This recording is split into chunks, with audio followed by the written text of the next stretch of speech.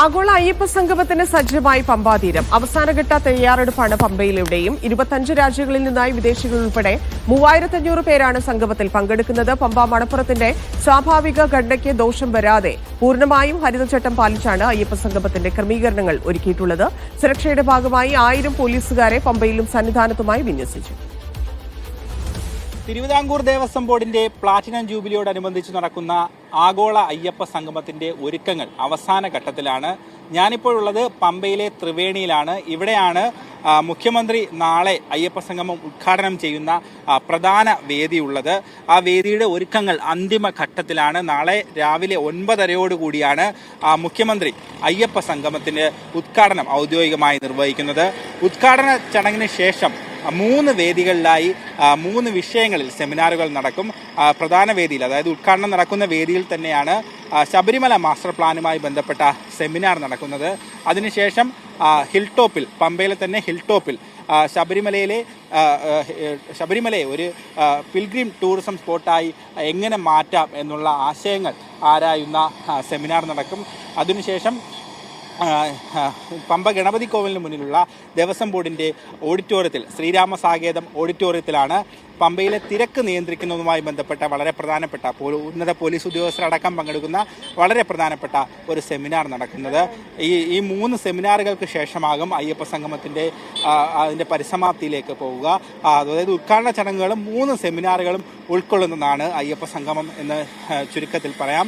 3500 പ്രതിനിധികളാണ് അയ്യപ്പ സംഗമത്തിൽ പങ്കെടുക്കുന്നത്. 25 രാജ്യങ്ങളിൽ നിന്നായി വിദേശികൾ ഉൾപ്പെടെയുള്ളവർ ഈ 3500 പേരിൽ ഉൾപ്പെടുന്നുണ്ട്.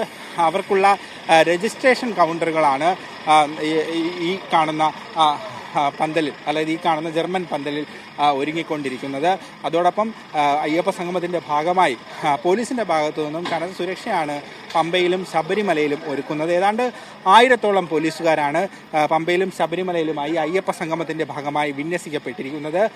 600-ഓളം പോലീസുകാർ അയ്യപ്പ സംഗമത്തിൻ്റെ മാത്രം ഡ്യൂട്ടിയുമായി ബന്ധപ്പെട്ടാണ് ഇവിടെ എത്തിയിരിക്കുന്നത്. 400 പോലീസുകാർ സാധാരണ എല്ലാ മാസപൂജ സമയങ്ങളിലും പമ്പയിലും സന്നിധാനത്തുമായി വിന്യസിക്കപ്പെടാറുള്ളവരാണ്. 2 വിഭാഗവും കൂടി ചേർത്ത് ഏതാണ്ട് 1000-ഓളം പോലീസ് ഉദ്യോഗസ്ഥരാണ് പമ്പയിലും സന്നിധാനത്തുമായി വിന്യസിക്കപ്പെട്ടിരിക്കുന്നത്. 8 സെക്യൂരിറ്റി സോണുകളായാണ് പമ്പയും സന്നിധാനത്തെയും പോലീസ് തിരിച്ചിരിക്കുന്നത്. 8 സോണുകളിലായിട്ടാണ് ഈ 1000 പോലീസുകാരെ വിന്യസിച്ചിരിക്കുന്നത്. മുഖ്യമന്ത്രി ഉൾപ്പെടെയുള്ള VIP-കൾ എത്തുന്നതോടുകൂടി സുരക്ഷ ആവശ്യമെങ്കിൽ ഇനിയും വർദ്ധിപ്പിക്കാനുള്ള ഒരു നിർദ്ദേശം കൂടി പോലീസിൻ്റെ ഭാഗത്തു നിന്ന് മുന്നോട്ട് വെച്ചിട്ടുണ്ട്. പത്തനംതിട്ട SP-ക്കാണ് നിലവിൽ സുരക്ഷാ ചുമതലയുള്ളത്.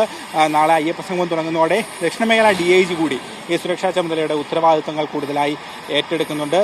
ഈ കാണുന്ന പവലിയനാണ് അയ്യപ്പ സംഗമവുമായി ബന്ധപ്പെട്ട് ഏറ്റവും ആകർഷണീയമായി ഒരുക്കിയിരിക്കുന്നത്. ഇത് തിരുവിതാംകൂർ ദേവസ്വം ബോർഡിൻ്റെ ഈ 50 വർഷക്കാലത്ത്, അല്ലെങ്കിൽ ഇത്രയധികം പതിറ്റാണ്ടുകൾ പ്രവർത്തിച്ചിട്ടുള്ള തിരുവിതാംകൂർ ദേവസ്വം ബോർഡിൻ്റെ ആ ക്ഷേത്രങ്ങളുടെയും ആചാരങ്ങളും അനുഷ്ഠാനങ്ങളും ഒക്കെ വിശദീകരിക്കുന്ന ഒരു പവലിയനാണ്. അതിൽ ശബരിമലയ്ക്ക് തന്നെയാണ് പ്രാധാന്യം കൊടുക്കുന്നത്. ശബരിമല ക്ഷേത്രവുമായി ബന്ധപ്പെട്ട ആചാരങ്ങളും അനുഷ്ഠാനങ്ങളും ഒക്കെ തന്നെ വിശദീകരിക്കുന്ന ഒരു പവലിയനാണിത്. ഈ പവലിയനാണ് ഏറ്റവും കൂടുതൽ ആളുകളെ ആകർഷിക്കുന്നത്. ഇപ്പോൾ തന്നെ ഇതിനുള്ളിൽ കടുവയുടെയും സിംഹത്തിന്റെയും ചിത്രങ്ങൾ, പമ്പയിലെ ഒരുക്കങ്ങളുടെ ദൃശ്യങ്ങളാണ് കണ്ടത്. നാളെയാണ് മുഖ്യമന്ത്രി ഉദ്ഘാടനം ചെയ്യുന്നത്. അവസാനഘട്ട ഒരുക്കത്തിലേക്ക് എത്തിയിരിക്കുന്നു കാര്യങ്ങൾ.